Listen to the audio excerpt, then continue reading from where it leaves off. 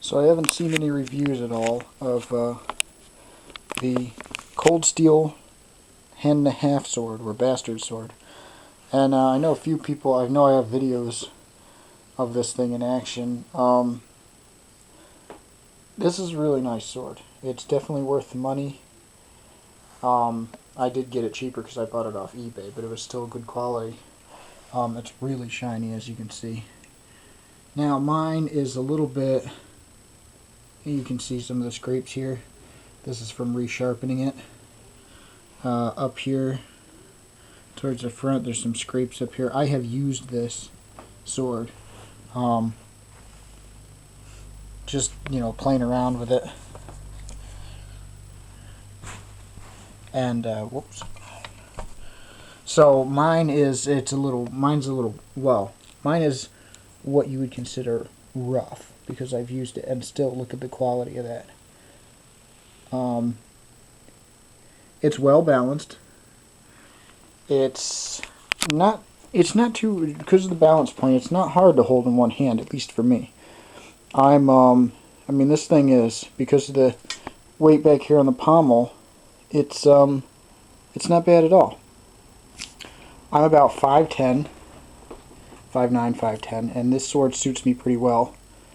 It's balanced. I think I measured it once. It's like 4 inches from the pommel, so like about here it's balanced. It will balance at that point. It makes it easy to swing around. You can definitely get some leverage on this thing when you're using two hands. But you don't have to. And if you want to use it with one hand, you can. Like I said, the quality of this thing is awesome. And you want something shiny and fancy looking to show to your friends, this would be it. And mine, like I said, I've tried to polish it, but it's dulled down because I've used it. If you never used it and you want a wall hanger that you can make really fancy, yeah, this would definitely do the job. It's very sharp.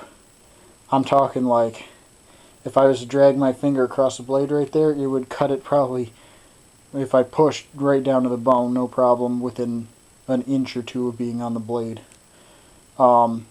It's really sharp. I mean really sharp. You know how they did like the stabbing it through the car hood in the video? I'm sure if you've looked up any of these swords, you've seen that. It will do that. It doesn't dull the tip very much. I sharpened my tip back up, but I found an old car hood out in a junkyard. And yeah, I stabbed this thing right through it a couple times.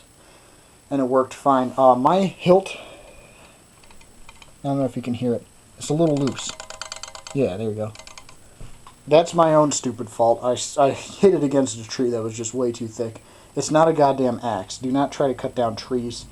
When I first got it, I thought I could fucking cut anything in half like it was a lightsaber. No, it's got its limits. It's a sword. It's not an axe. So if you're going to hack something that's like, 4 times as thick as the sword and it's live green wood like I did, it's going to loosen up a little. But you know what? It didn't break. The handle is solid. The pommel is solid. This is a little wiggly. Little tiny bit. And I know that if I just sent it back to the factory, they could probably tighten it up for me.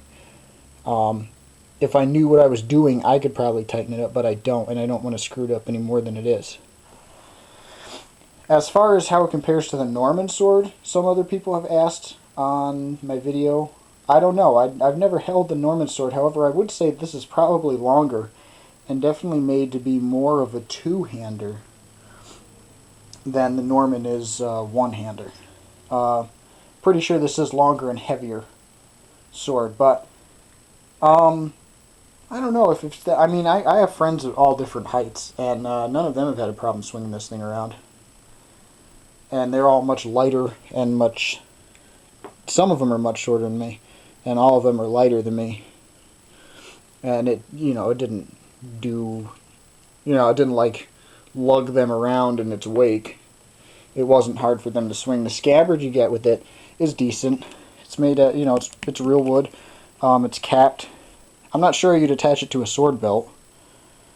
The capping is nice though. And it's real leather stitching. You can see the stitching there. Same on the sword handle. There you go. Mine's twisted a little from use. So overall, I would say this is definitely a good sword. If you get the opportunity to get one, I would buy one. I actually want to buy another one, and I want to buy the Italian longsword, which you people looking at the Norman sword for the one-handed capabilities, you should check out the new Italian longsword they just came out with. Because apparently that one's supposed to be lighter and focused more on the one-handed aspect of the sword. I would definitely check that out. I do want to get another one of these, and like I said, the Italian longsword as wall hangers, just to keep pretty. And then I want to take this one and just see what it can do. I'm just going to bash this thing against trees and whatever else until it falls apart. And just see how durable and how sharp this thing is. And if you do plan on using yours, learn to sharpen blades. It comes in handy. And I've kept mine sharp, and I can do things like cut the tips off milk cartons without even, or not milk cartons, the gallon milk jugs. I can cut the very tip off without moving the whole rest of the jug. Like I said, I put it through car hoods. It'll cut through brush like nothing. I mean, this thing is it's extremely sharp, like what you would expect a Japanese katana to do. So that's my review of the Cold Steel Hand and a Half sword.